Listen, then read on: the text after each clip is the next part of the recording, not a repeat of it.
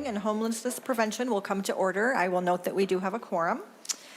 So we have a number of items on the agenda today with several testifiers and a presentation. So I will just ask for testifiers to please limit your testimony to about 2 minutes because we want to be sure that we have time to hear from everyone. So we will start with Senate File 203. Senator Port, if you are ready, please present your bill. Thank you, Madam Chair, members of the committee. I'm here to present Senate File 203, which is an appropriation for $400 million in housing infrastructure bonds. Housing infrastructure bonds are an extremely flexible tool, and they are the state's largest source of capital for developing and preserving affordable housing. HIBs are uniquely qualified to address the lack of affordable housing supply in Minnesota, and they help build the pipeline to make predictable, responsible, sort of understandable coverage for developers, cities, communities who are trying to plan out the development of affordable housing. We all know housing development doesn't happen overnight. You don't just turn on, housing and it shows up the next day. It does require a pipeline. It requires planning, and HIBs are the most flexible tool to allow for that. HIBs are a proven program that leverage millions of dollars in both public and private resources to help build and preserve affordable housing. We know that Minnesota has a deficit of more than 100,000 homes across the state, and HIBs are critical to addressing our state's severe housing shortage. Right now, there is simply not enough support for existing affordable housing properties to keep them safe and livable without new investments. And without a new investment, we run the risk of losing more than 2,500 units of affordable housing as operators make the impossible decision to close or sell buildings. So the preservation portion of HIBs is also critical at this moment. Last year, we were able to expand eligible uses for HIBs to include housing cooperatives. And while this is an important step in supporting the entire housing continuum, this effort means little if we don't continue to invest in HIBs every session, every year. The pipeline is there. On average, MHFA is only able to fund 1 in 5 applications that they receive. And we have many more shovel-ready projects that the state has funding to support. $400 million in housing infrastructure bonds or cash, which I think is probably pretty unlikely this year, will allow us to build critically needed affordable housing across Minnesota. Since 2012, HIBs have been used to fund more than 7,000 units of affordable housing across Minnesota. And with a $400 million investment in housing infrastructure bonds, we can continue to build and preserve thousands of additional units of housing. And then, Madam Chair, if we can go to the testifiers. Absolutely. Our first testifier will be Mandy Pant, and then we'll go to Gunnar Carlson. And for all the testifiers, please introduce yourself before you begin and go right ahead. Good afternoon, Vice Chair Boldon, members of the committees. My name is Mandy Pant, and I'm the Director of Real Estate Development and Asset Management at the American Indian Community Development Corporation. And I've been working in affordable housing industry in the Twin Cities for over 11 years now. All right, and for over 30 years, AICDC has been developing affordable housing and providing culturally unique initiatives, support services, entrepreneurial programs that strengthen American Indian communities. We own close to 500 units of housing, including shelter beds, supportive housing, and affordable housing, serving Native Americans and other disadvantaged communities. We are very grateful for the work that you all do to continue to provide tools to for production and financing housing, especially the large influx of funding that was passed in 2023 legislative session. Amongst the various tools are housing infrastructure bonds, My most recent HIB project was Anishinaabe 3. It's a supportive housing, permanent supportive housing project located in Franklin Avenue in Minneapolis, co-owned by AICDC and PPL. It has 40 units, largely serving folks suffering from substance use disorders and also experiencing homelessness. So this project provides safe, secure housing with services to folks with very high barriers, keeping them off the streets and encampments, reducing cost of emergency services, and ultimately trying to provide or helping our residents find stability. And without HIBs, these units may not have been built because they don't work as well for other tools like LIHTC or bonds and so on. I will not repeat everything that Senator Port already said, like how critical housing is, how important it is to keep funding, keep meeting these demands that have been exacerbated because of the multiple pandemics in the last 5 years. But I do want to add that without this increase in production, more and more households will struggle to maintain or gain housing stability. And on the other side, adding to this crisis are skyrocketing expenses, including insurance, utilities, security, high turn cost, which is making it very hard to operate these projects. So we not only need to preserve the dignity of our residents, we also need to be able to ensure that we as the providers are able to continue to keep this quality affordable housing available for our communities across the region. But we can begin to overcome these challenges by continuing to invest in our communities, including a commitment to more HIBs, and by passing Senate File 203. The request that's before you matches the need. At AICDC, we firmly believe that housing is the foundation for building a better life for individuals and families. We all know that when families are in stable housing, their health gets better, their children do better, and they develop education, job skills. Ultimately, the whole community gets better. Before I close, I'd like to thank Senator Port for carrying the bill. Thank you all for the opportunity to testify today. And I'm happy to answer any questions now or in the future. Thank you for your testimony, Ms. Pant. Next, we'll hear from Gunnar Carlson and then Tyrone Shields. Thank you. Good afternoon, distinguished members of the committee. My name is Gunnar Carlson, and I'm the Community Engagement Manager for Riverton Community Housing. I'm here today to ask you to support Senate File 203 and increase the state's investment in housing infrastructure bonds.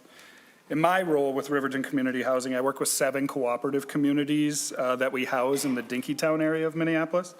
And while we started as exclusively student housing, over the past 50 years, our mission has grown to offer affordable housing to everyone. And our cooperatives house approximately 1,300 people, each of which is a member with a voice and a say in how they live in our communities. I want to share an example with you of why these housing infrastructure bonds are important to us at Riverton and the cooperatives we serve. In our current portfolio, we have a community of 36 townhomes that consists of recent college graduates and families in need of affordable housing. Recently, with that community, we've been exploring the idea of converting that property from a leasehold property to a type of shared ownership that would allow the members of the cooperative to become homeowners in a low barrier and affordable way. A funding source like housing infrastructure bonds is what makes this type of conversion possible.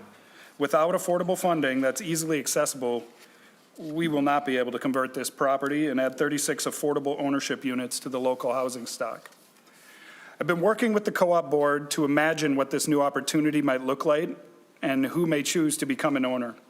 So far, we've received interest from a young couple of recent college graduates who plan to get married in 2025, maybe 26. A single mother who's excited at the prospect of owning her unit and having a stable place to raise her family, and a young man who's in his early 30s who remarked that this is probably the only opportunity at ownership that he sees available to him right now. And all 3 of these examples are current co-op members who have existing roots in their community, and they're looking to invest even more through ownership in a shared equity model that will ensure continued affordability into the future. would also allow us to free up capital to continue our mission and do more and create more housing by turning this over to the ownership stock. And I thank you for the opportunity to share this example today, and I'm also happy to answer any questions now or in the future. Thank you very much. Next, Tyrone Shields, and after that, John Thorson. Hi, everyone. Good afternoon.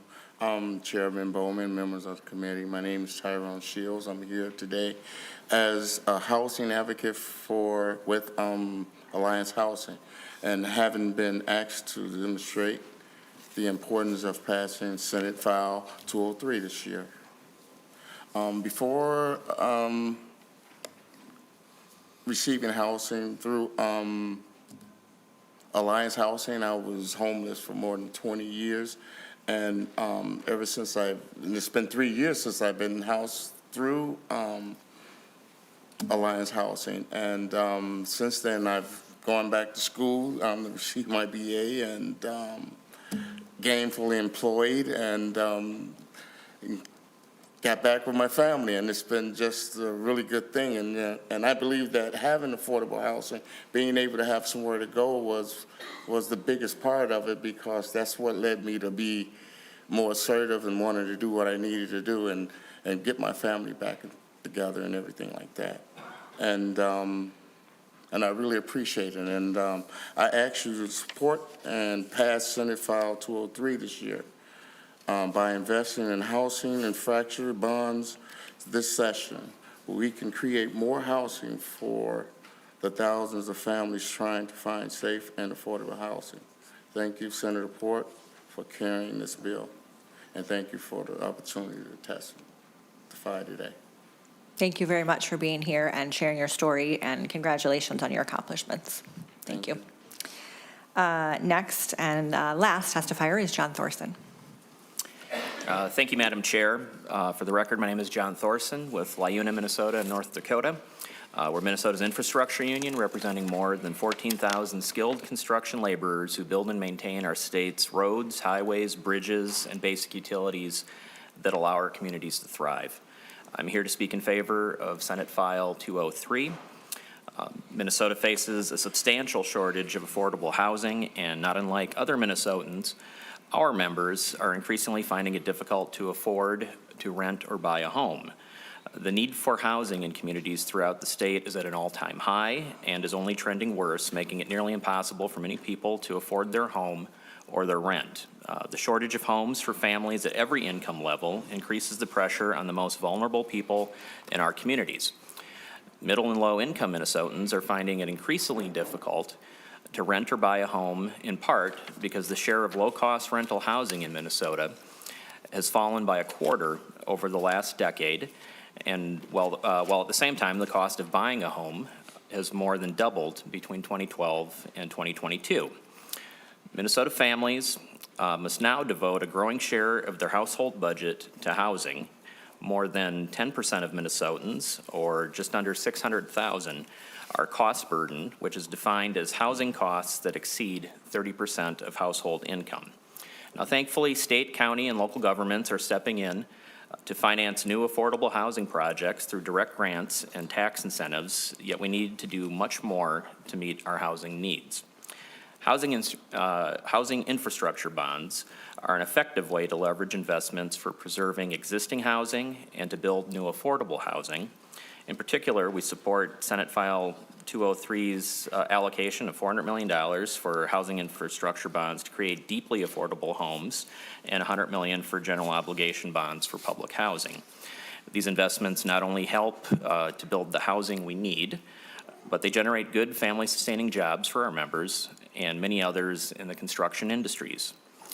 Thank you for your time and consideration of this important bill, because just like roads and bridges, an adequate supply of safe, decent, and affordable homes available through all throughout the state is critical infrastructure that's necessary for our communities to thrive.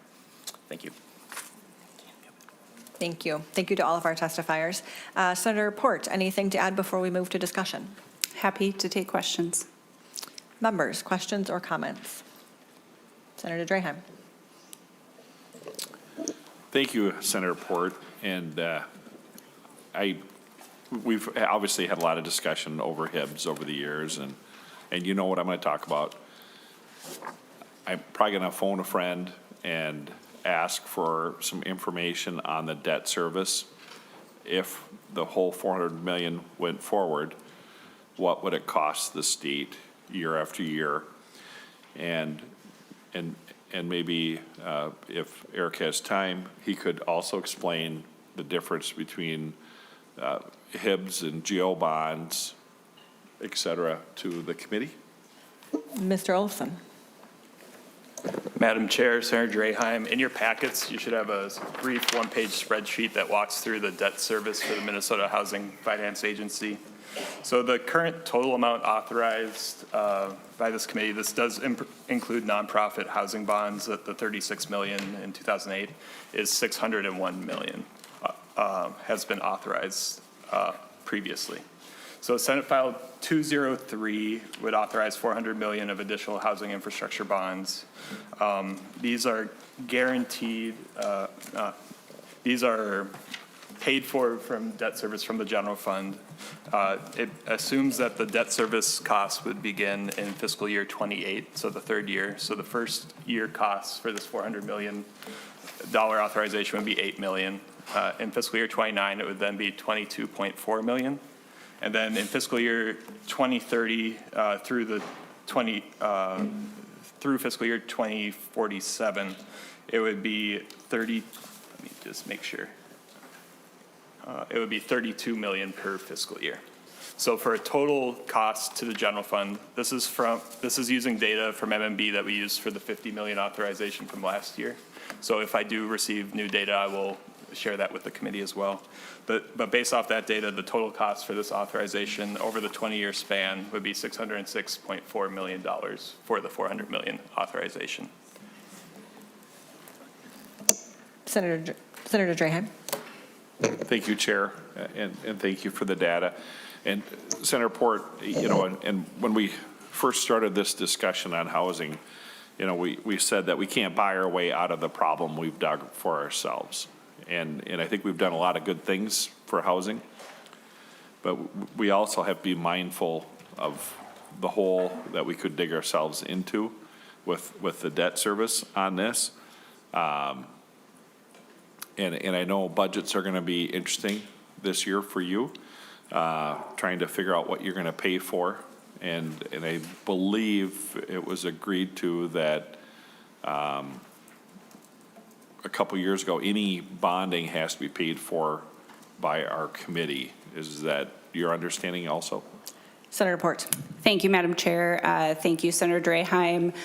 Yes, it does fall in our jurisdiction at this point. I think it's a continued discussion with leadership as to where that would live for sure, but in any regard, at whichever committee it lives, it would have to be paid for in the tails.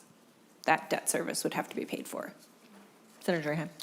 And then if we go back to fiscal staff on the difference between the HIBs and GO bonds. Mr. Olson. Madam Chair, Senator Draheim, there are a few key differences between GO bonds and HIBs. First, by the terms of the authorizing laws, authorizing law as reflected in the contract with bondholders, the full faith, credit, and taxing powers of the state are not pledged for the repayment of HIBs. The only promise made to the bond purchases is that if the state appropriates money for the debt service, the money will be used to make payments on the HIBs. Second, appropriation bond proceeds are not constrained as to their use in the ways that proceeds from the sales of GO bonds are. For example, appropriation bonds can be used to fund the acquisition or improvements of privately owned property. And third, a law authorizing appropriation bonds or HIBs can pass with a majority vote and do not require a 3/5 vote on the floor, as is required for state GO bonds for the improvement to public buildings. Nevertheless, the laws authorizing HIBs have typically, though not always, carried and have also been in capital investment bills in the past. And that concludes the main differences. Senator Draheim. And could we get do you know the interest rate difference between, or the debt service difference between the two? I know it's probably a tricky one. Mr. Olson. Madam Chair, Senator Draheim, I do not have that information off the top of my head, but I'll be happy to get back to you. Senator Draheim.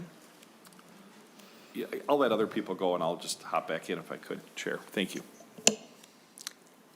Senator Port, any response or anything else you would add on that topic? You know, I think the debt service is a very real part of this bill. It's something we have to responsibly take a look at. When I think of HIBs, I think of it sort of like the state's ability to have a mortgage. When you buy a house, you don't pay outright for most people, can't pay outright for their whole home. So they get a mortgage and they spread that cost over multiple years. It does mean you pay more than if you can pay everything up front. But it allows for us to begin the process or continue the process of investing in building the homes that are needed across our community and spread that cost across multiple years, which also means that this infrastructure that will not just serve the one family that lives in an apartment right when it's built or that lives in a home right when it's built, but will serve communities for multiple years, is paid by the taxpayers over those multiple years. It's not just paid upfront by one generation of homeowners and renters, it's paid across multiple years as that housing serves our state for multiple years.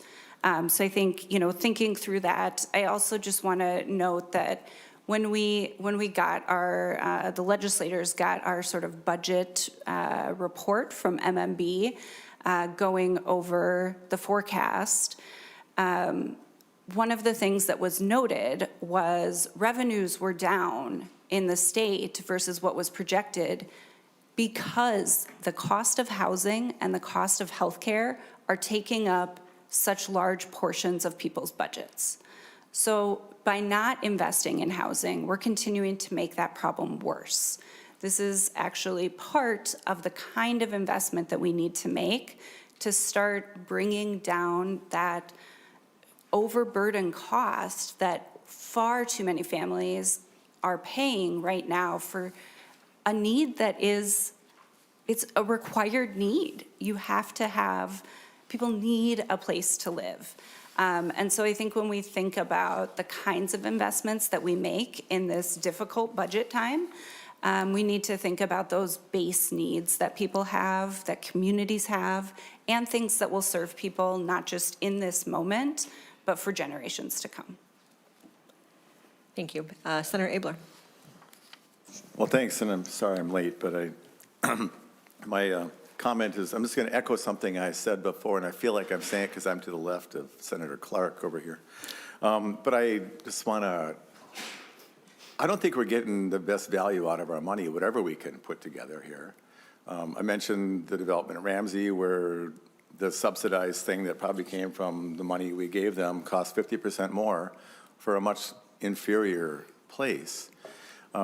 And so I really think, especially in lean times and even non-lean times, if you really care about housing, who's going to get us the best value in a project?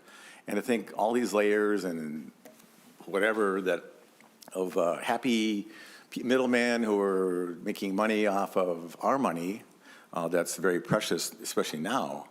I think we're on the wrong track with that. And I think that, I mean, a case that we talked about, companies like Dominium that just are all about their own profits and, you know, squishing seniors who are just crushed in trying to pay their rates.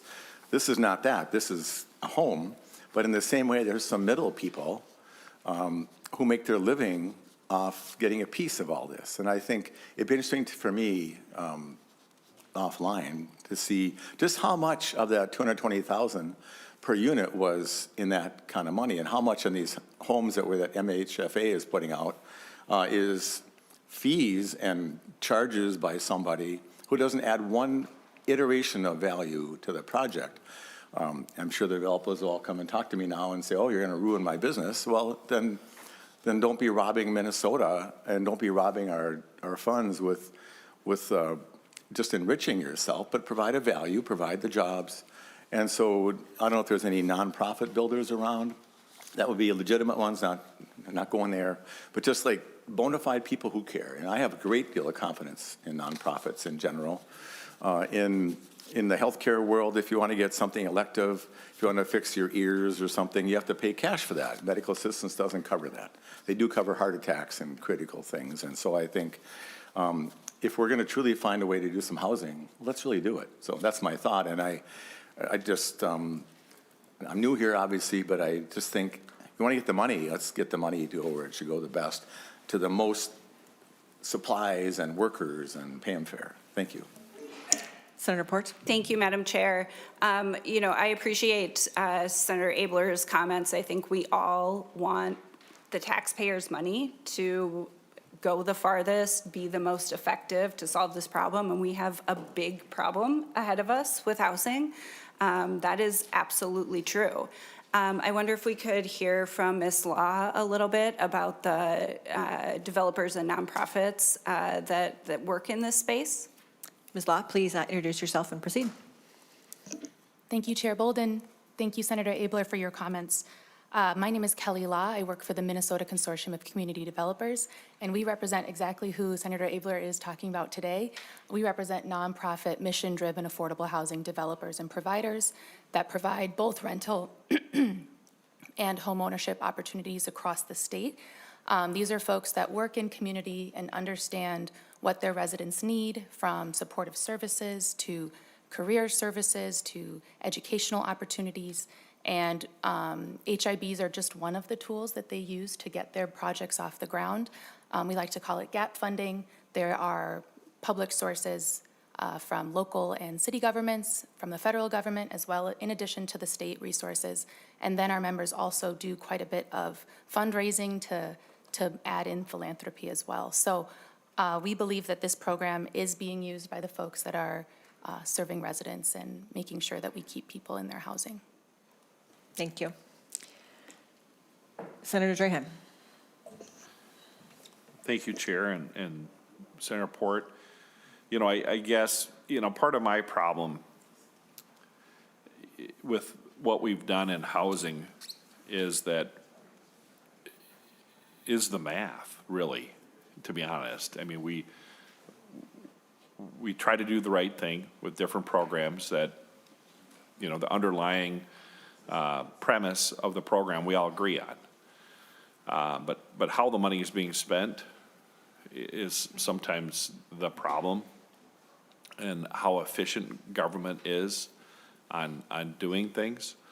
And the math says we just need more units, period. Unfortunately, a lot of what we've spent money on isn't for new unit creation, and that should be our top priority. But I appreciate you bringing this forward. We all know there's a need out there in a lot of different avenues, and I appreciate what you're trying to accomplish. Unfortunately, I think the timing's just off with our budget. So thank you. Senator Port, follow up. Thank you, Madam Chair. Thank you, Senator Draheim. I think we are at a moment when we do need production to be a critical piece of it. I think we are also in a time where, unfortunately, affordable housing production is often difficult to get off the ground in local communities for a variety of reasons, including zoning regulations that make it difficult to actually get these affordable housing projects built. So I agree that this is a multiple faceted problem, and one that we are going to take a deep look at policy this year to hopefully open up the opportunities for those. But I also think this is an absolutely critical time for the state to be making an investment in this kind of production. We are facing rising costs for building, could be facing much steeper rising costs if in the next 2 weeks the predicted or the threatened 25% tariffs from Canada go into effect, which would drastically increase the cost of housing with lumber prices raising. This is a moment when the state needs to make an investment to help keep housing production going, because as I said, it doesn't happen overnight. It takes months and months and months and sometimes years to get from start to finish of one of these larger affordable housing projects. And we can't allow a big gap where there is no funding and developers either leave the state or do other projects. We need them to be in Minnesota. We need them to be creating housing. We need to, our nonprofits that are doing this housing in our communities, we need them to have sustainable funding. So for that reason, I will ask for your support of this bill when it comes back in what I hope is a budget bill for housing. But that is obviously, the amount of this bill will be in the hands of folks who get to decide what our targets are. Thank you very much. Seeing no further discussion, Senate File 203 will be laid over for possible inclusion in a future omnibus. And we will now move to Senate File 982, which is my bill, so we will swap gavels here momentarily.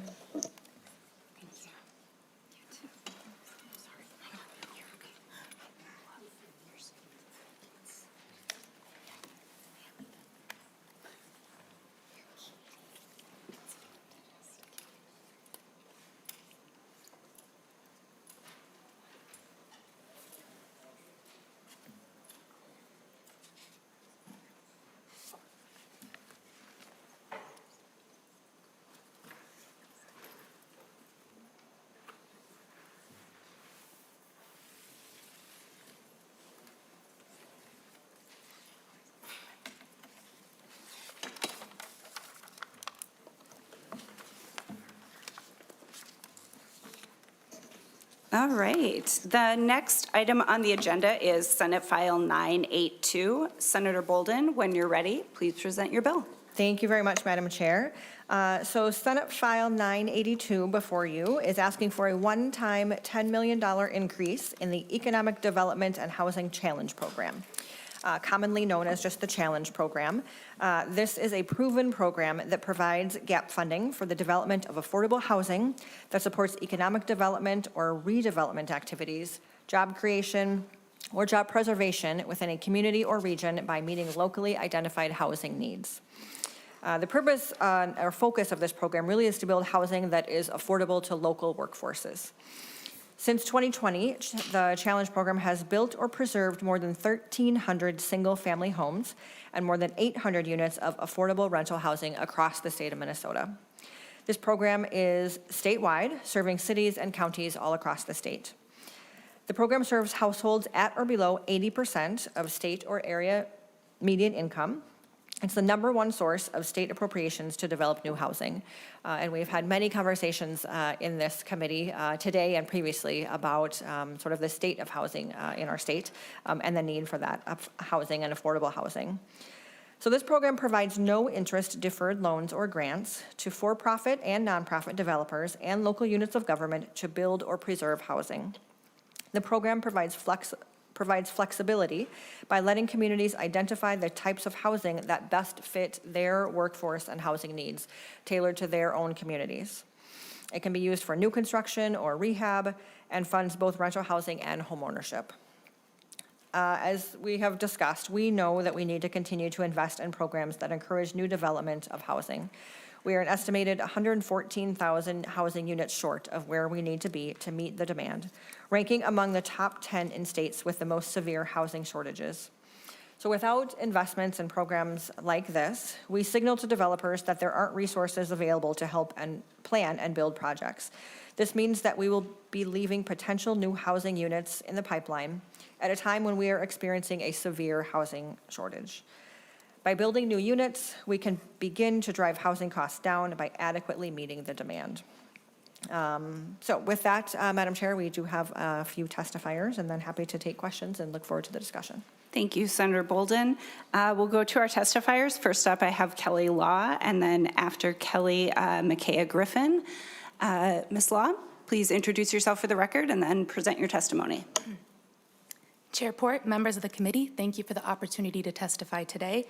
My name is Kelly Law, and I'm a Senior Policy and Field Building Advisor with the Minnesota Consortium of Community Developers. We represent nonprofit affordable housing developers and operators working across Minnesota, providing both rental and homeownership opportunities. I'm here today to ask you to support Senate File 982 and invest in the Economic Development and Housing Challenge Program. As you know and have heard many times in this committee, Minnesota is experiencing a severe housing shortage.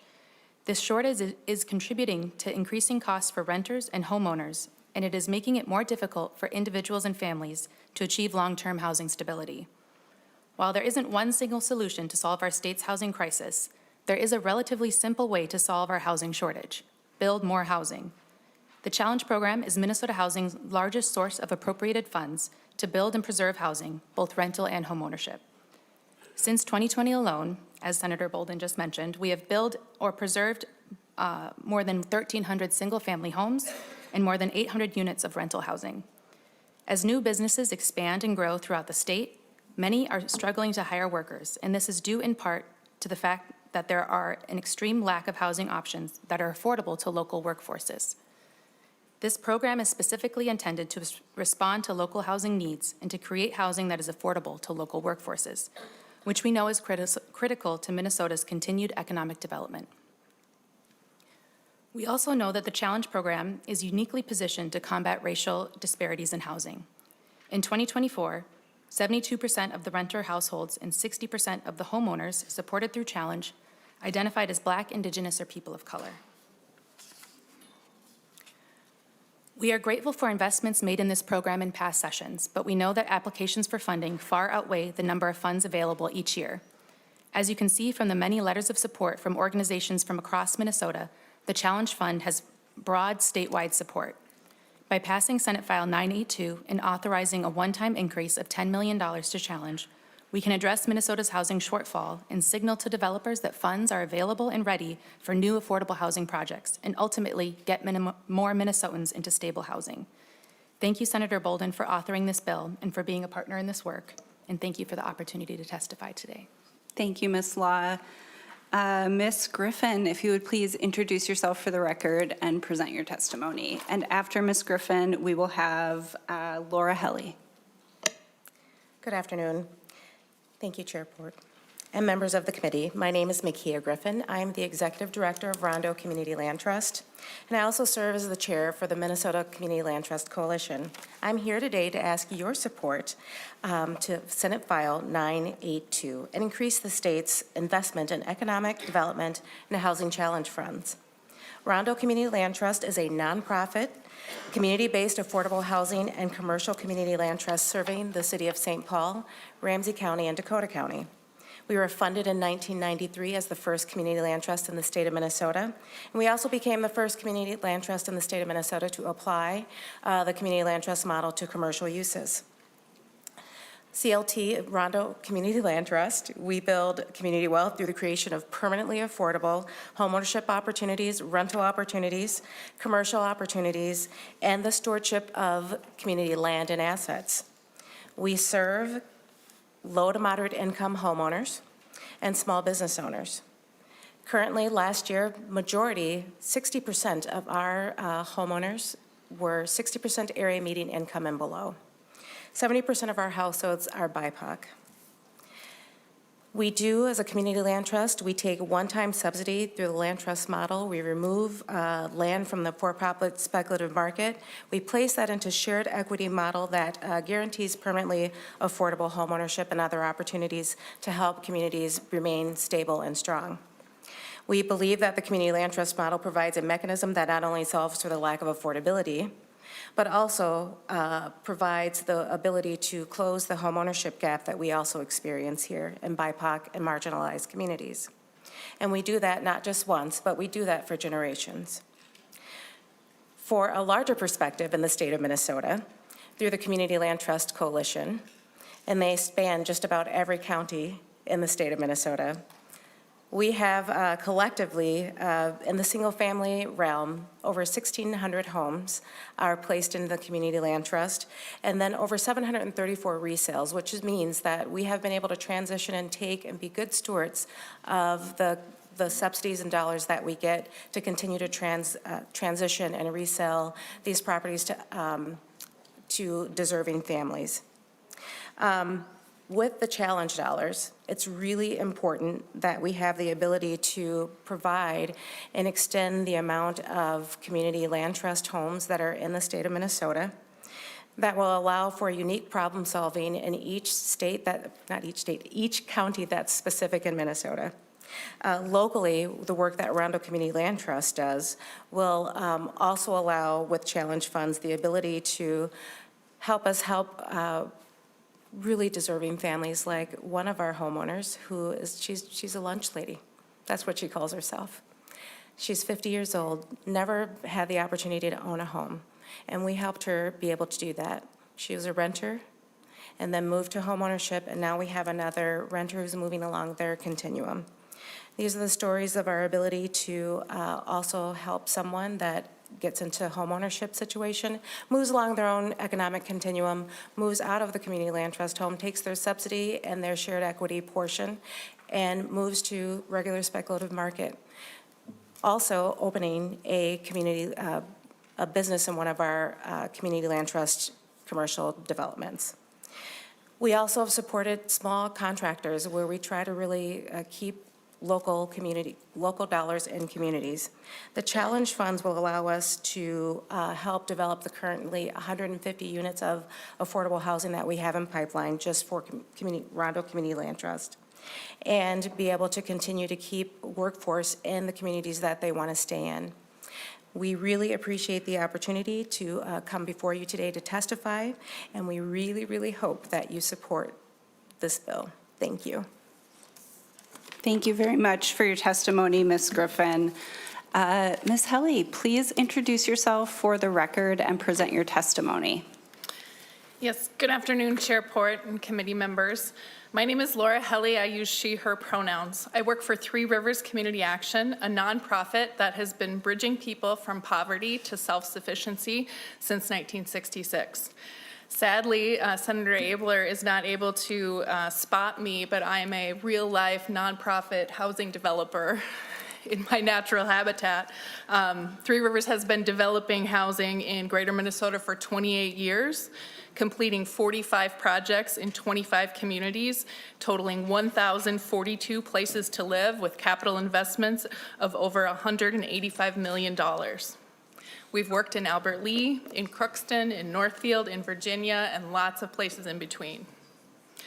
I want to thank Senator Boldon for inviting me to speak to you today, and I'm focusing on our project in Olmsted County, where fully 23% of all residents, that's renters and homeowners, are housing cost burdened, over 14,000 households in Olmsted County alone. With the project that was just funded by Minnesota Housing, we'll build 36 units of affordable housing. Our funding package includes a mortgage, federal low-income housing tax credits, federal energy tax credits, HUD home funds, economic development and housing challenge funds, the City of Rochester's entire 2024 allocation of SAHA, a contribution from the Minnesota State Housing Tax Credit Program, local support from the Coalition of Rochester Area Housing, which is funded by Mayo and Olmsted County, among others, and a land donation from First Homes. That's 9 sources. So think of my project as building blocks. I'm stacking them up one by one by one. If you take one out, the whole thing goes tumbling down. Three Rivers is committed to providing safe, decent housing in rural Minnesota to the most vulnerable households, including seniors, single parents, and people living with disabilities. We're ready to build more housing and move faster. I urge you to support funding for the Economic Development and Housing Challenge Funds and other supports for affordable housing. In essence, I'm asking for more building blocks.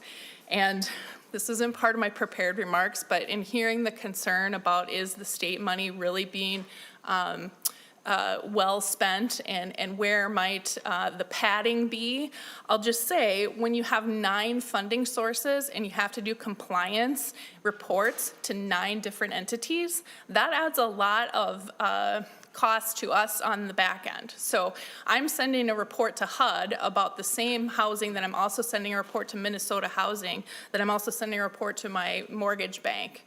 One way the state could make their housing funds go farther is to look at that back-end compliance, and what if you accepted my HUD report as good enough to meet your needs, that I'm complying with all the rules of my funding that was awarded by Minnesota Housing.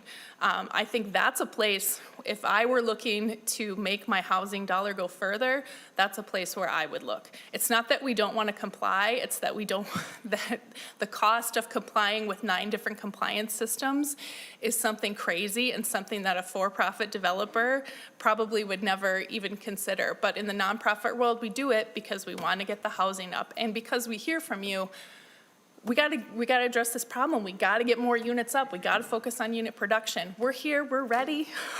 Meet us halfway with funding and with less compliance burdens. Thank you. Thank you for your testimony. Senator Boldon, do you want to say anything before we go to questions? I would just wrap with a thank you to the testifiers, and I really appreciate the imagery of the building blocks as we are looking at, building homes. This is one of those building blocks, and a really important one that helps to meet the specific needs in communities. And so this is a bipartisan effort. I want to thank the co-authors on this bill, Senator Port, Senator Mohammed, Senator Draheim, Senator Pa, and look forward to the discussion and being able to continue and enhance this really important program. Thank you, Senator Boldon. Members, questions? Looks like you did a great job. No questions, but I do want to thank you, Senator Boldon, for bringing this bill forward. I think we've all learned through the years how critical the challenge program is and how flexible it is to be able to meet the needs of that one missing building block to fill in the gap or serve communities in the way they need. So thank you very much for bringing this bill, and we will lay it over for possible consideration. Thank you. Members, our last presentation of today is an informational hearing from Senator Mohammed to talk about dedicated funding for housing. This is using language of a bill from last year, but is just an informational hearing and a presentation from the coalition. So Senator Mohammed, if you want to take the table, and whenever you're ready, begin the presentation.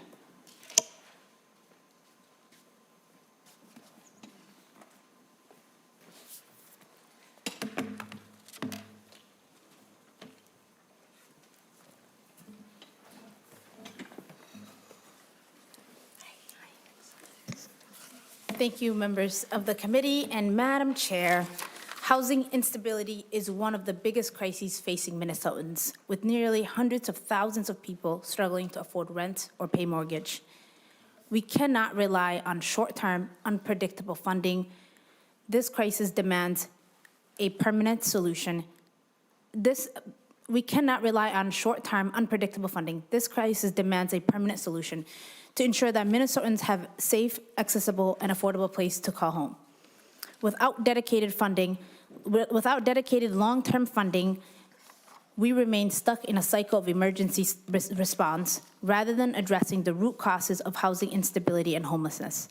The housing crisis affects everyone, whether it's a senior on a fixed income, a young family, or a worker struggling to afford rent. This amendment creates a permanent and sustainable solution. The amendment increases sales tax by 0.3%, generating a consistent long-term funding source for housing without needing annual budget fights. Just as we dedicated funding to roads, transit, and natural resources, we must prioritize housing, because without a stable home, nothing else in a person's life is stable. Investing in housing saves money in the long run. When families have a secure home, they are healthier, more economically stable, and better positioned to contribute to their communities. Housing instability leads to higher rates of homelessness, increased reliance on emergency shelters, and greater demand on social services. This amendment is about preventing the crisis before they happen. Minnesota already faces a shortage of 100,000 affordable homes, and we heard that a few weeks ago. Without this investment, the crisis will only get worse. This amendment creates three dedicated funding to address different aspects of Minnesota's housing needs. 25% of it will go to a home ownership fund, which helps Minnesotans buy, build, and rehabilitate homes, breaking a cycle of generational poverty and closing racial home ownership gaps.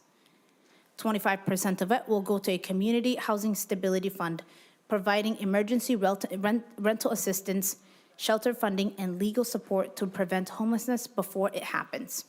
And 50% of it will go to a rental opportunity fund, expanding affordable rental housing, funds for rental assistance, and supports long-term housing stability for low-income renters. Minnesota has one of the worst racial home ownership gaps in the nation. And Senator Graham says he's a broken record on this issue. This amendment prioritizes investments in Minnesota's communities that have been historically excluded from stable housing and home ownership. It directs resources toward community-driven solutions, tribal housing needs, and deeply affordable housing options to prevent displacement and promote economic mobility. When families have stable housing, children perform better in school, workers are more productive, and communities thrive. Housing is the foundation of economic opportunity. If we fail to act, more Minnesotans will face homelessness, more families will be priced out of their communities, and more children will grow up without stable homes. Minnesota is losing affordable housing faster than we can build it. Without this amendment, we will continue falling behind. This is Minnesota's opportunity to lead the nation in our housing crisis and to ensure every resident has safe, affordable place to call home. This amendment puts the decision in the hands of Minnesotans. In this institution, and particularly in this committee, we often talk about Minnesotans and their needs. This gives them the opportunity to pass the amendment or reject it. A stable home is the foundation for a stable life. When housing is secure, everything else in a person's life becomes possible. And with that, I have a few testifiers with me, Madam Chair. Thank you, Senator Mohammed. First, we will go to Ms. Muneni and then to Mr. Helvig Anderson. Yes, and we're doing a presentation together, so we have some Great. slides, if we could show those. Get those turned on. And then if you guys would both please introduce yourself for the record and then present your testimony. Sure. Good afternoon. Thank you so much, Madam Chair. My name is Nalima Sitati Munene. I'm the Executive Director of ACER, the African Career Education and Resources, Inc., and currently one of the co-chairs of the Our Future Starts at Home Coalition. And my name is Ben Helvig Anderson. I'm with Beacon Interfaith Housing Collaborative and also one of the co-chairs of the Our Future Starts at Home campaign. Sure. So I will go first and will give a background for why we're proposing the bill, and then my colleague will give more details about the bill and how we're proposing it will work. So I'll start with the coalition. Our Future Starts at Home coalition is a broad-based coalition of advocates, community and faith leaders, and housing champions. And we believe housing is a basic and fundamental human need that needs to be fulfilled. Every Minnesotan, no matter their age, race, or income level, should have access to a safe and secure place to live. So I think we don't need to belabor the point of how very broken our housing system is, or else we would not be testifying today. So for decades, our state has underinvested in homes, with too many Minnesotan families have been left without a safe home and shut out from home ownership opportunities. Housing that people can afford is becoming much harder to find, and it is pushing out not only families, but also good-paying employers out of our state. The consequence is that too many Minnesotans, including children, do not have stable housing. Children of color are especially disproportionately impacted by this situation and bear the burden of our state's underinvestment in housing. As a consequence of experiencing housing instability as a child, it continues to have ripple effects in their lives that last a lifetime. So there simply just aren't enough homes in our state currently. And despite the fact that we have an increasing deficit of affordable homes, especially for very low-income household, our state still does not have a dedicated source of funding to begin to even start solving this problem. So every year, the Minnesota Housing reports to the legislature that its programs are way oversubscribed. For example, last year, communities and developers requested over $60 million in federal 9% housing tax credits and $330 million in deferred loans. The agency awarded approximately $13.2 million of 9% housing tax credits and nearly $121.5 million of deferred loans. So what this means is that only 21 of 64 projects received funding. Hundreds of homes will not be created due to a lack of resources, and the status quo funding ensures the problem will only get worse. Next, so one of the recommendations out of the 2018 Governor's Housing Task Force was to create a dedicated permanent funding sources for affordable housing. And 7 years later, still, there is no statewide dedicated funding source that has been enacted. In fact, very little has been added to Minnesota Housing's ongoing base budget to be able to address this problem. So we believe that Minnesota needs to equip itself with the resources to meet the need, and we think we have some solutions. And these solutions require predictable and ongoing funding to address this issue. The bill we're proposing will raise critical and predictable funding so that Minnesotans can afford a home. It will also ensure that communities have a powerful voice in where the funding goes, and also that Minnesota is meeting the needs on the ground. We all know that there is a direct correlation between housing stability and the outcomes and life's outcomes. I think over and over again, we actually use people's zip codes to predict how their life is going to turn out. And this is not right, because where you live matters, and it forms the foundation for economic mobility, academic success, and healthy living. We know that stable homes correlate to positive outcomes in health and education. Affordable homes enable workers to relocate for jobs, invest in their individual futures, and put more income back into the state's retail and commercial businesses. Expensive housing continues to impact where people can live, where their job is, and how large their family is, and what their day-to-day life looks like. We believe that housing stability is the key to thriving communities, attracting good employers, and improving the economic well-being for all of Minnesota's families. Children who grow up in stable homes are healthier, they perform better in school, and families who have homes they can afford have more opportunity to build generational wealth, thus securing a safe future for generations to come.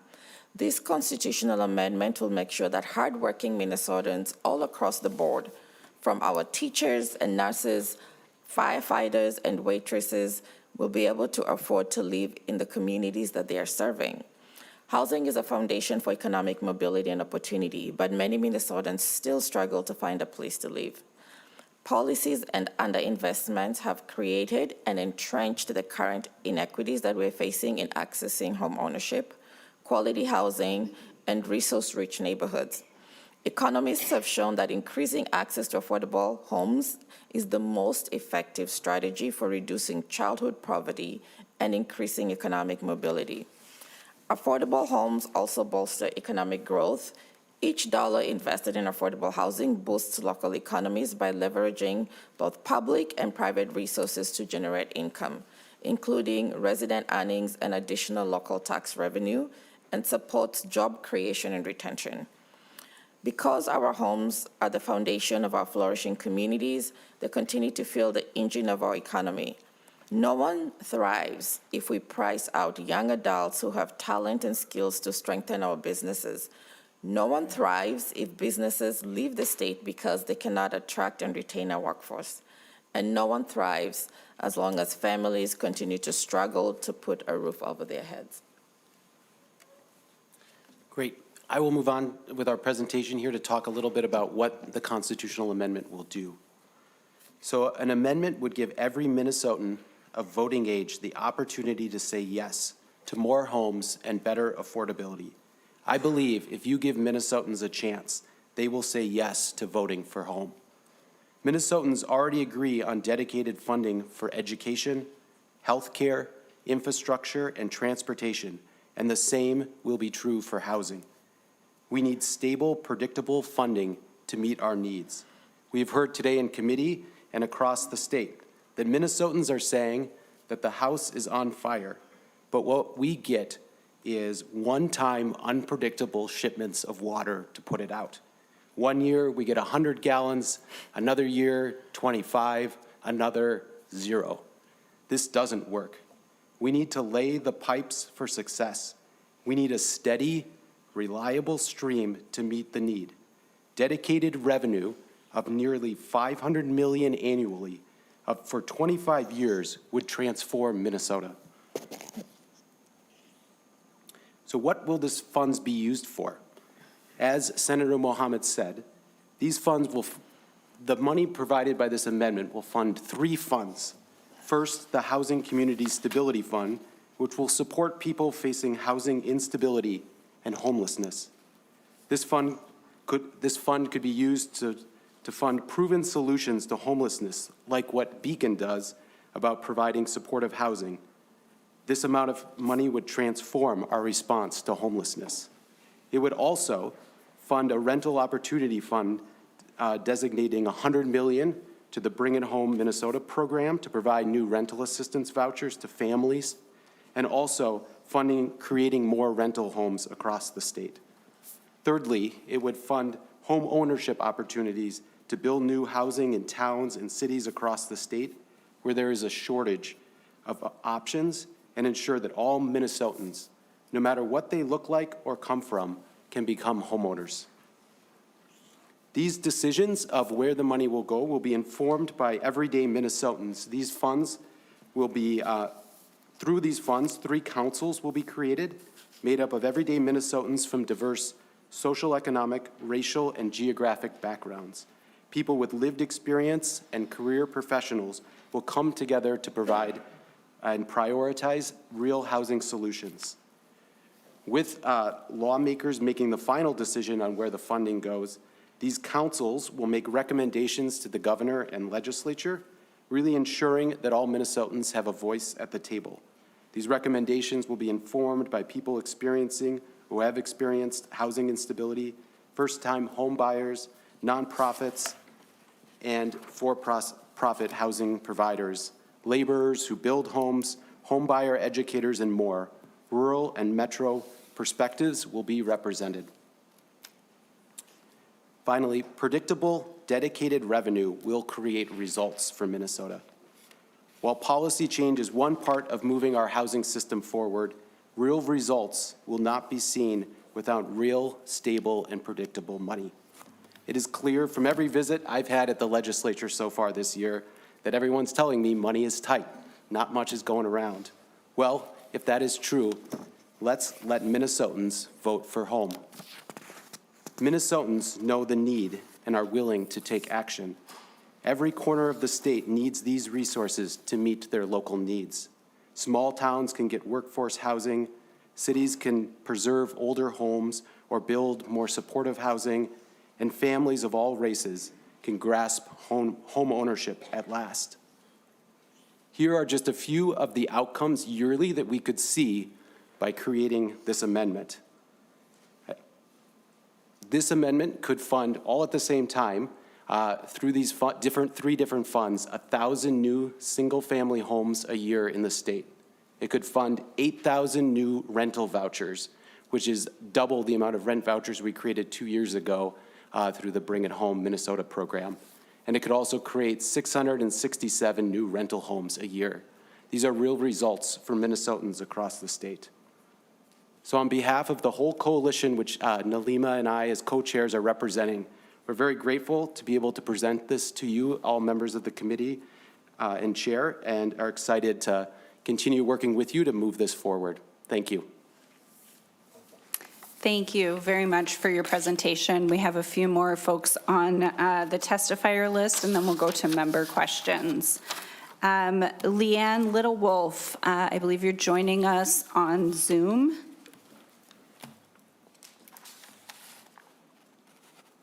Good afternoon, Madam Chair and members of the committee. My name is Leanne Little Wolf, and I'm the Executive Director for the American Indian Community Housing Organization, also known as ACO.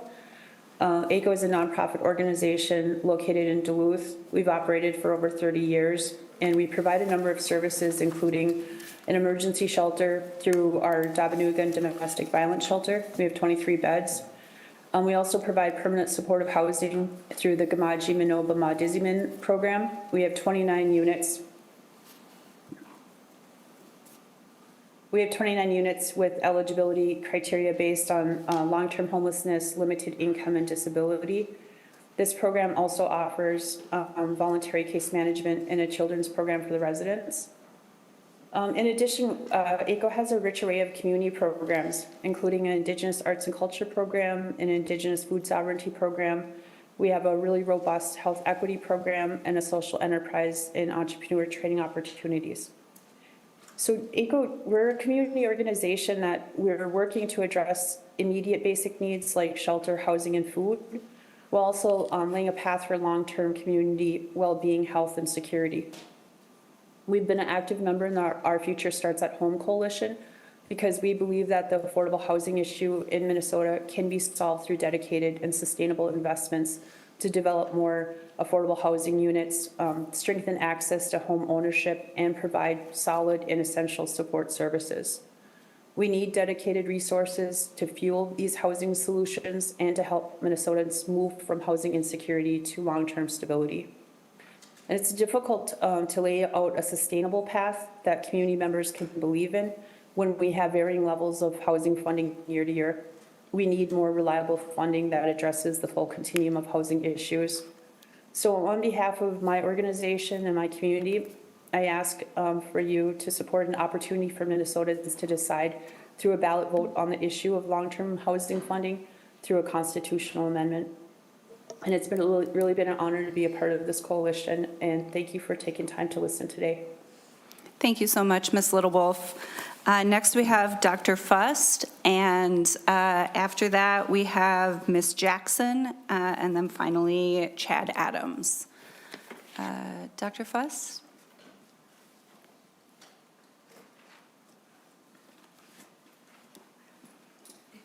Welcome to the committee. Please introduce yourself for the committee and then present your testimony.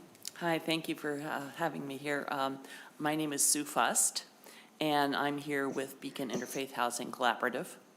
We're supporting this constitutional amendment. I'm a child psychologist, worked with families and children for many years. And research has shown that housing instability increases the likelihood that individuals will develop both physical and mental health problems. Unstable housing is particularly difficult on children and can affect their brain development during very critical periods during their infancy and childhood. They'll often miss school or have to change schools multiple times during their childhood, which will negatively affect their learning, and as the years go by, they can get further and further behind their peers in meeting grade standards. In my own experience providing home visiting services for young moms and babies, I saw firsthand how difficult it was for them to live on the edge with respect to housing. They were often having to make a choice between clothing and feeding their children and paying rent. And some would couch hop, really had no place to be permanently, and periodically they would leave their babies with overburdened grandparents. While they received MFIP subsidies and along with federal WIC and SNAP benefits, it was often not enough to pay all the expenses needed to properly feed, clothe, and house their children. When Section 8 wait lists would open, which was not very often, I would urge them to get on the list. But it takes several years on the wait list to actually get a voucher. I mean, as many as 5-6 years, during which time they might have moved to different places. once they had a voucher, it was often a problem when landlords skirt the regulations. One of the young moms I worked with called me in tears one day and said that her landlord was making her pay for repairs that a HUD inspector was requiring. She was terrified she would lose her housing. And if she did not pay, the landlord would just simply stop taking vouchers. So she ended up paying the cost of the repairs to this house. When I said I wanted to call HUD and report this landlord, she begged me not to, for fear that she would lose her home.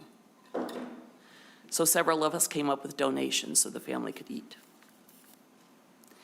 Last year, our church members, with the Unitarian Universalist Church of Minnetonka, we spoke with many legislators to get funds for supplemental vouchers for families to support what happens federally with the Section 8. And this has been a blessing for families, but it's definitely not enough to meet the needs. Having housing funding subject to cuts can make for massive swings from one year to the next, preventing us from supporting families on their most basic of needs, a place to live. The constitutional amendment would ensure that money will always be available so that children and families can be safe and secure.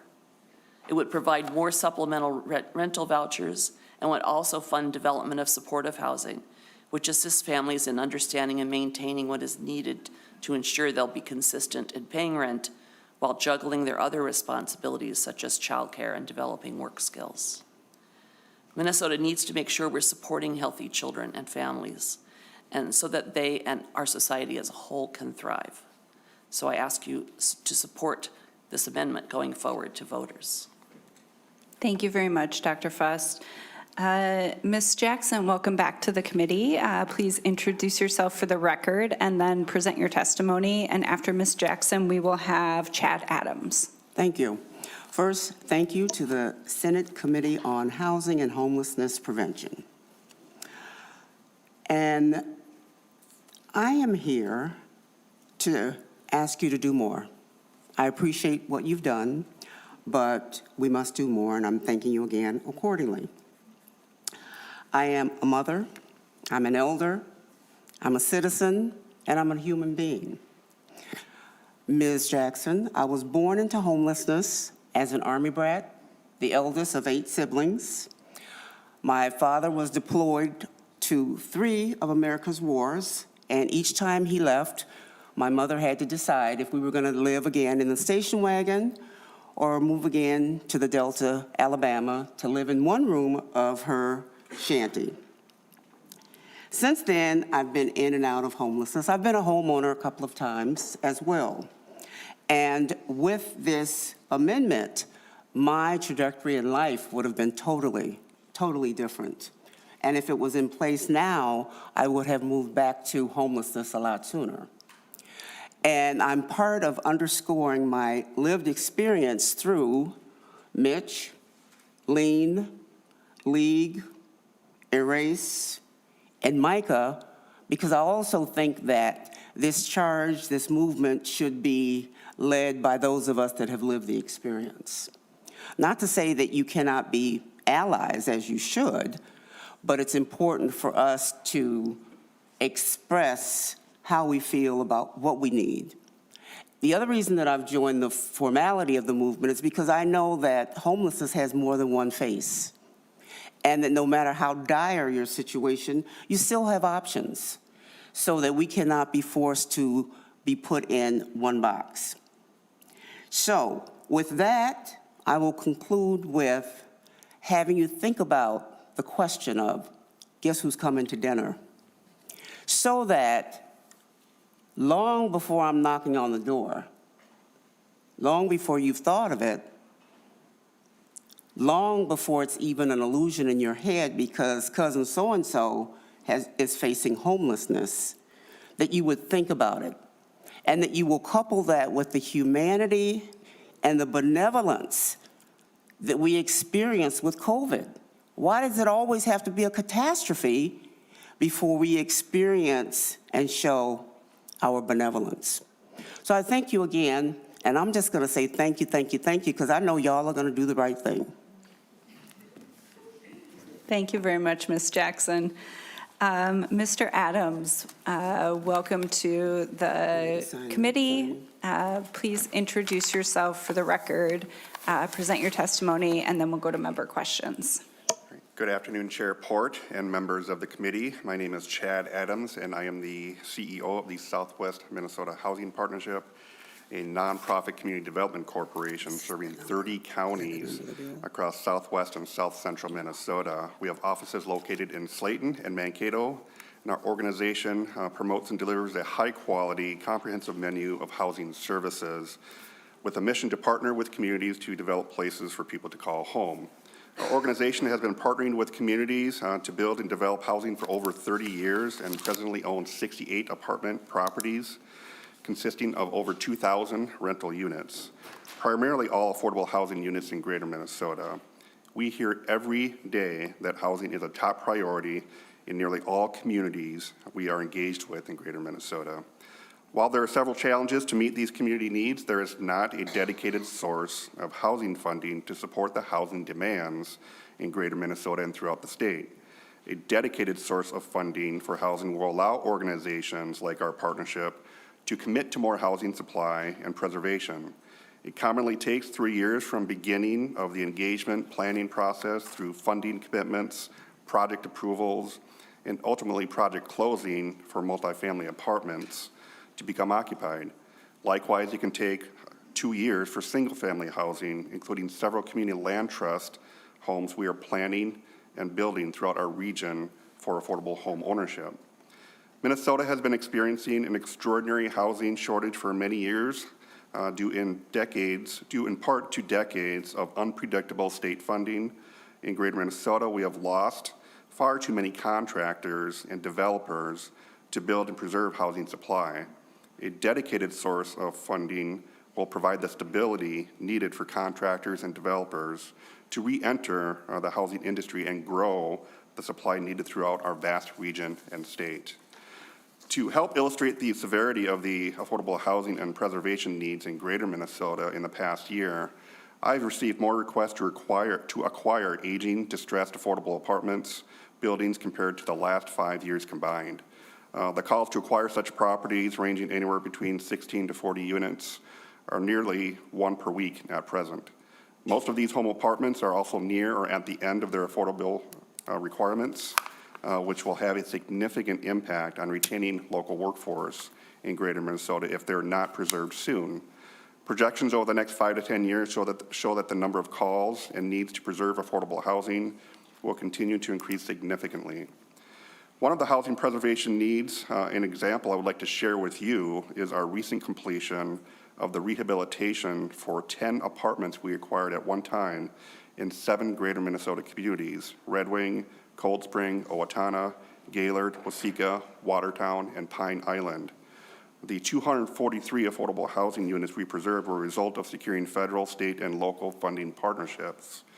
While we were fortunate to receive a very competitive state funding commitment for the portfolio acquisition, without a dedicated source of funding in the future, we cannot pursue such large preservation projects at all, or even smaller preservation projects regularly in the future due to the planning, time, and uncertainty of funding needed to advance such projects. Without a dedicated source of funding, many of these properties in the future may not be sold and will continue to deteriorate and will become much larger problems and challenges for local communities to preserve stable housing and retain workforce. Thank you for the opportunity to testify today in support of our future Start at Home constitutional amendment for housing that can provide a dedicated, stable source of funding for housing in Minnesota. I look forward to connecting with you in the future to have a conversation and answer any questions you may have. Thank you, Mr. Adams. Senator Mohammed, do you have any closing comments before we go to member questions?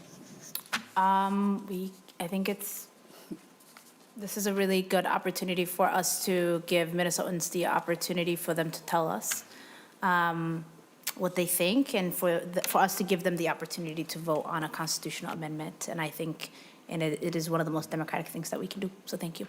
Thank you, Senator Mohammed. Thank you to the testifiers. And I would just also like to thank all the folks in the audience today. We don't often get full rooms in the Housing Committee. And I think it is a testament to the need for resources that today, when we are talking about dedicated resources, when we are talking about housing infrastructure bonds, when we are talking about the challenge program, that Minnesotans showed up. And I appreciate your time and energy to come here and be with us today. Now we will go to member questions. Members, Senator Lucero. Thank you, Madam Chair, and thank you, Senator Mohammed. So as I'm looking at this bill in front of us, Senate File 4022, we are only a few weeks into this session, and I would be shocked if we had reached 4,000 bills thus far. So the question, Madam Chair, and to the Senator is, I know this is an informational hearing, but what is the intent? This clearly was a bill from last year. What is the intent going forward with this idea? Senator Mohammed. Thank you, Madam Chair. Thank you, Senator Lucero, for that question. This is an informational hearing, and so there's no bill in front of us technically. The bill has been, it's still in the revisor's office, but if you'd like to co-author and help me get it done, I'd love to get it done. That's the intent. My intent is to pass the bill.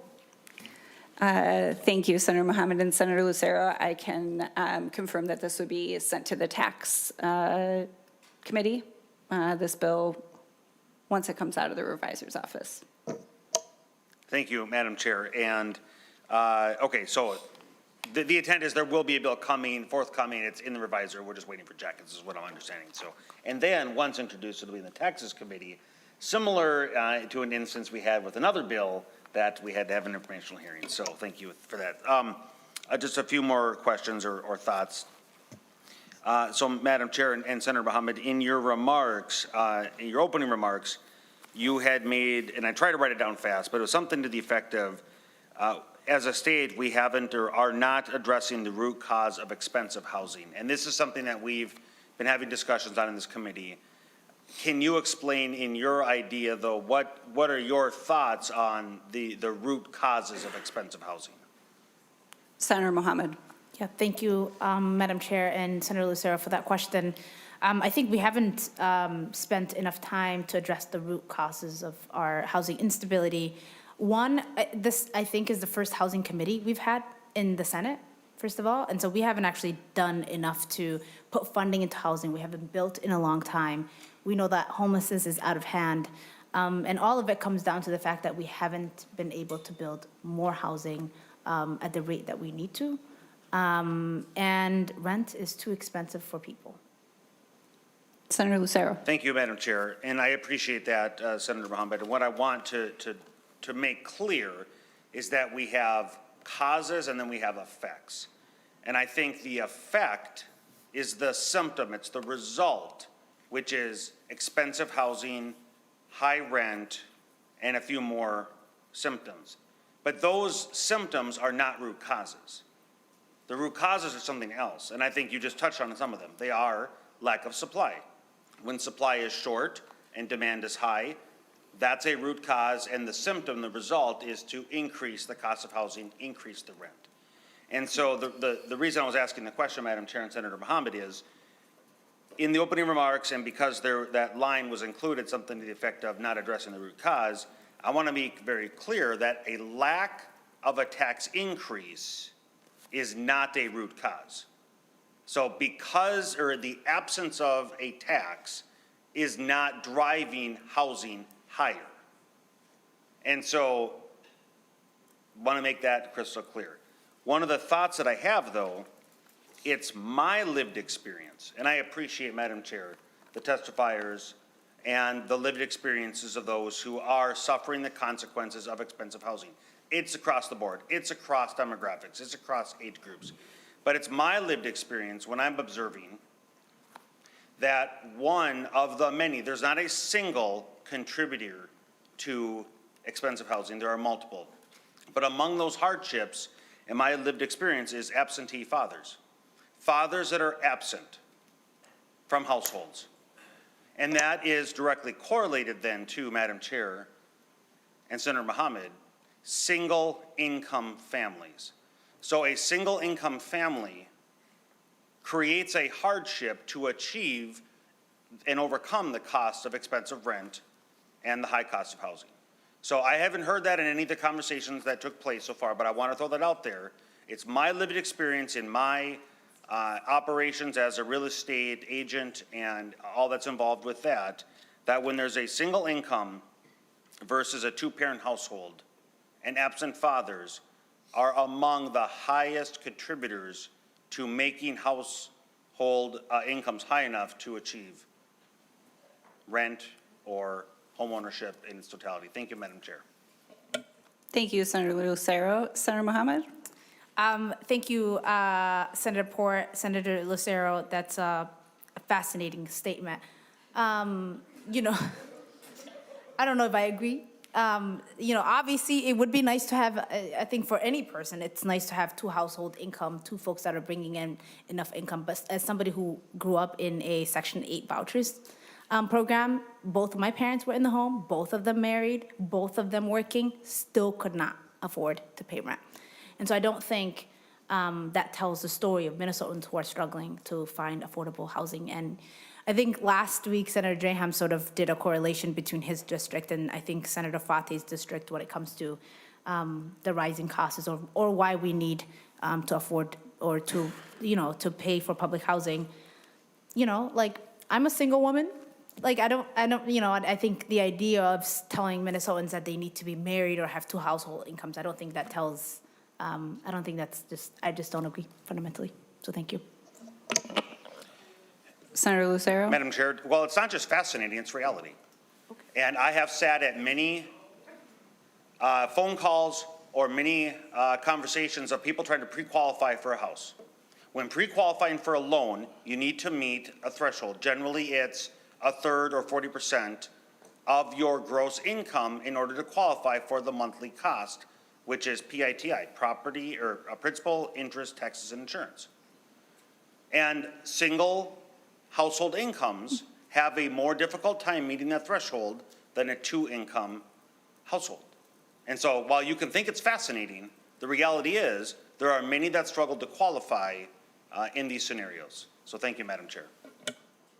Senator Mohammed? Thanks. I think we'll move on, but thank you, Senator Lucero. You know, I said it before, it'd be nice to have a two-income household. I don't think we can legislate our way out of being single people. Unfortunately, we don't have policy to do that. So. Thank you, Senator Mohammed. And, you know, I'd just like to add that my husband and I have been married for almost 15 years. And in the first years of my children's life, I stayed home and we became a one-income family because the cost of childcare was more than what I was making. So we had a mother and a father who loved our children and, you know, cared about where we lived and cared about our community, but we became a single income home because there was no point in us spending my entire income on childcare, which I know is a growing concern across the state of Minnesota and is keeping primarily women out of the workforce. So I think that that's an additional concern that we should certainly be talking about this legislative session. I'm going to keep going down our list. Senator Draham, you're next. Thank you, Chair, and just want to start off by thanking you for having this hearing on this idea. And I think we all should keep an open mind on, you know, where the next solution will come from. Or let's face it, they're really not solution. They're just little tidbits that help us get towards that solution. But I appreciate it coming forward. I appreciate you not waiting for the jackets. We're all waiting on jackets for bills.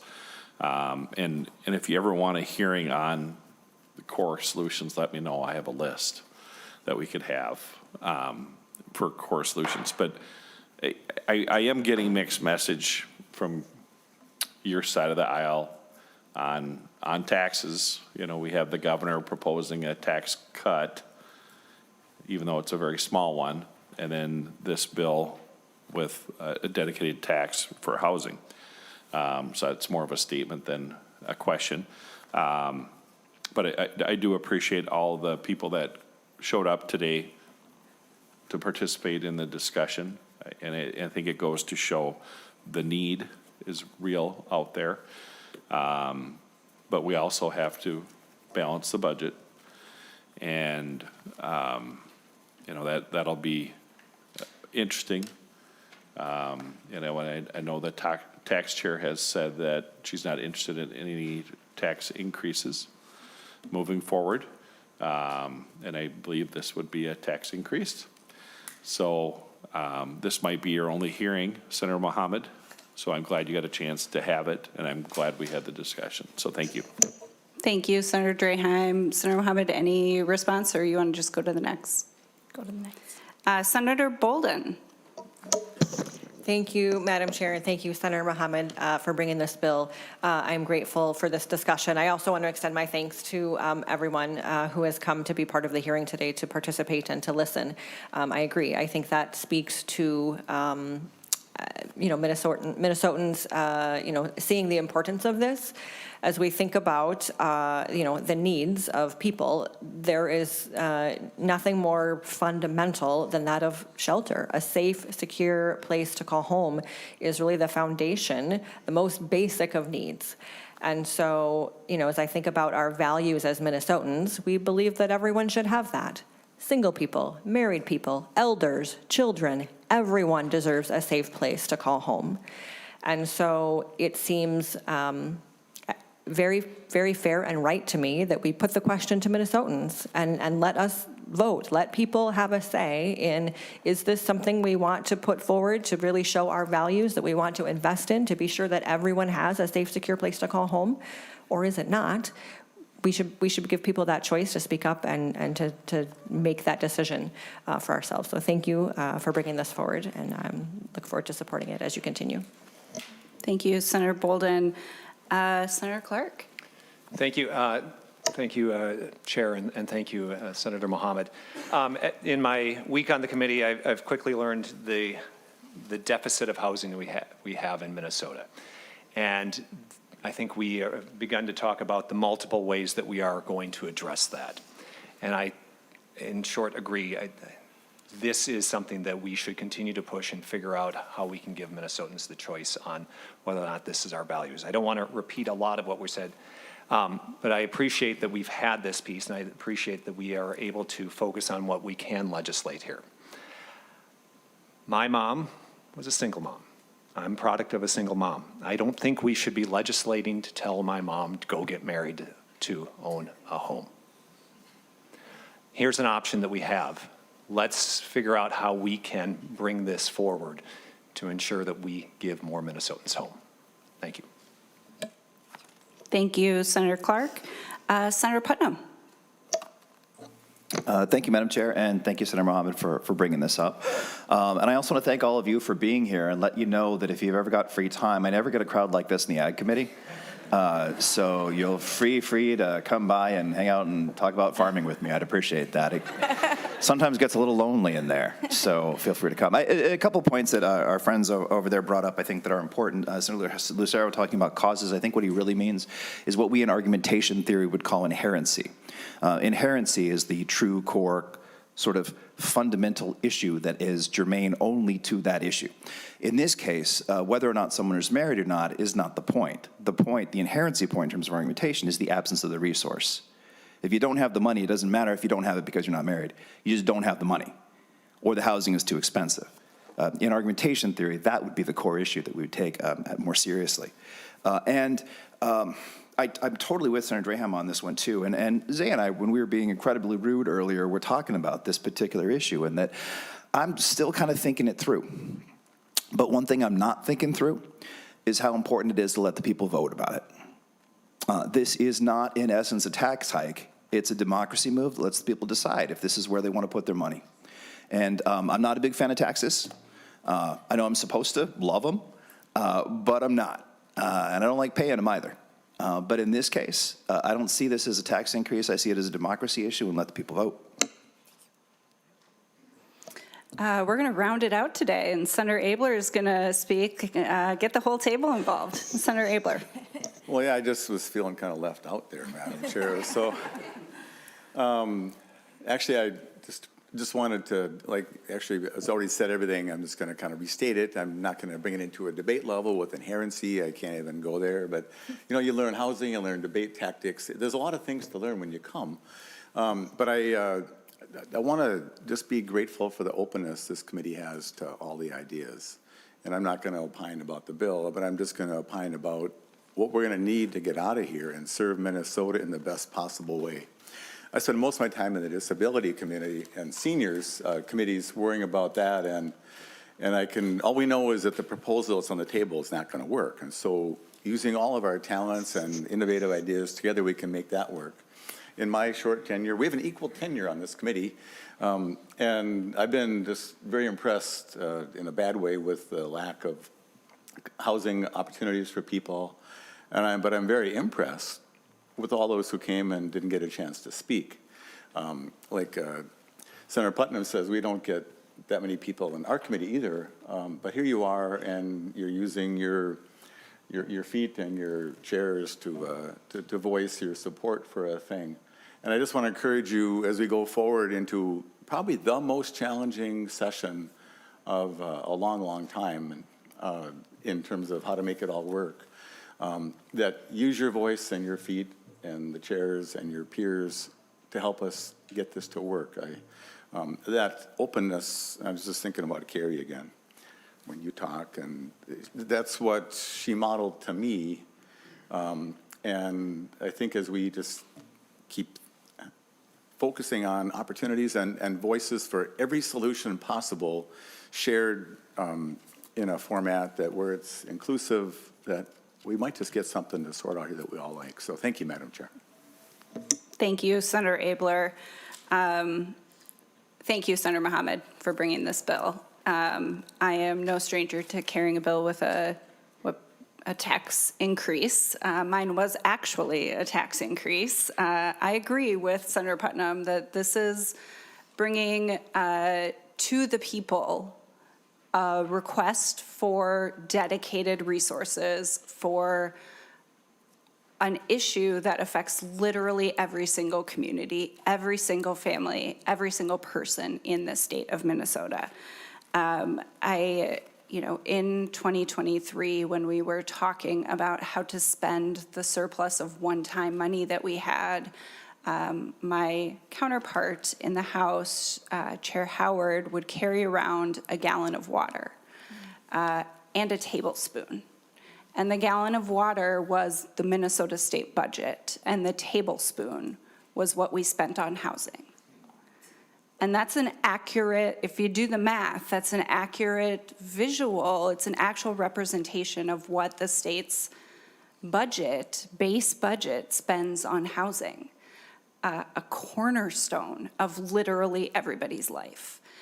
We have a very small amount of consistent, dedicated funding, and we do not have a dedicated source of funding for the statewide need of housing. So I'm really grateful that you are pushing this conversation forward. I'll help with Senator Putnam make the case to our tax chair that this is not a bill about a tax increase. It's a bill about democracy and about what our communities need and about what our communities are willing to invest. Senator Putnam doesn't like taxes. I think taxes are patriotic. We can have that argument. But I think this is a bill that allows our communities to say that they want to invest, that they care to invest in housing, not just for themselves, but for the state. And I think we can do it, in Ms. Jackson's words, with humanity and benevolence. I think that's a wonderful way to look at it. And Senator Mohammed, I very much look forward to you continuing your progress with this bill. Do you have any closing comments?